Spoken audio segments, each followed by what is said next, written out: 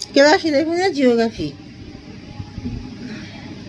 Chapter 3 বায়ুমণ্ডল। বায়ুমণ্ডল। একাদশ শ্রেণী ভূগোল, মহাসাগর তলের ভূপ্রকৃতি, বায়ুমণ্ডল। তোমরা সবাই মন দিয়ে শোনো, সবাই সাবস্ক্রাইবটা কিন্তু দিয়ে দাও, সবাই লিখে দাও, আর স্পেশালি সবাই সাবস্ক্রাইবটা দিয়ে দাও, বেল আইকনটা প্রেস করো। সুন্দা ও মোজাম্বিক খাত কোথায় দেখা যায়? ভারত মহাসাগরে।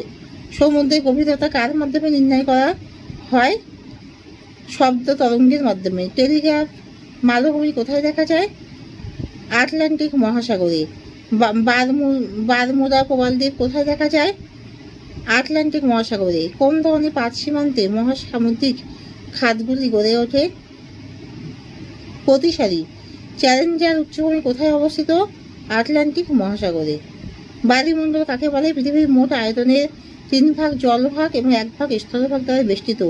সামগ্রিকভাবে পৃথিবীর 3 ভাগ জলমণ্ডল বেষ্টিত অংশকে এক কথায় বলা হয় বায়ুমণ্ডল।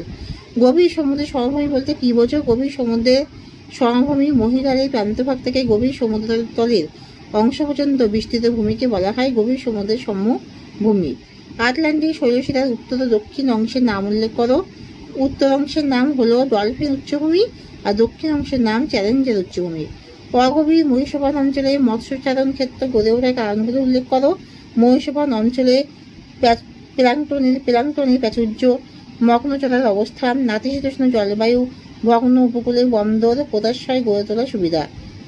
সমুদ্র খাত কি? গভীর সমুদ্রের সমভূমিতে স্থানে স্থানে গভীর খাত দেখতে পাওয়া যায়। গভীর খাত দেখতে পাওয়া যায় এই খাতগুলিকে বলা হয় সমুদ্র খাত।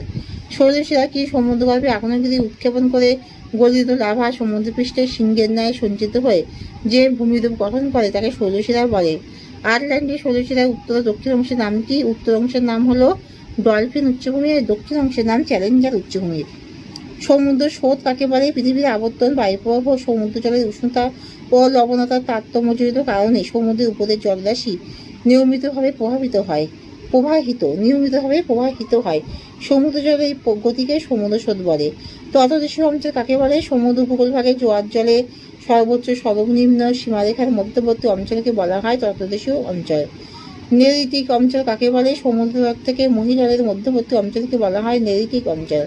মহীসোপান কাকে বলে? পৃথিবীর মহাদেশগুলোর প্রান্তভাগ ক্রমশ ঢালু হয়ে সমুদ্রে নেমে গেছে। সমুদ্রের এই অগভীর ঢালু সংকীর্ণ বৈচিত্র্যময় ভূভাগকে মহীসোপান বলা হয়। মহীসোপান এশিয়া ও ওশেনিয়া মহাদেশের পূর্ব উপকূল বরাবর এই মহাসাগরে মহীসোপান দেখা যায়। প্রশান্ত মহাসাগরে মহীসোপান দেখা যায়। এই মহীসোপানের উপর জাপান, ইন্দোনেশিয়া, ফিলিপিন্স, নিউজিল্যান্ড প্রভৃতি দ্বীপ অবস্থিত।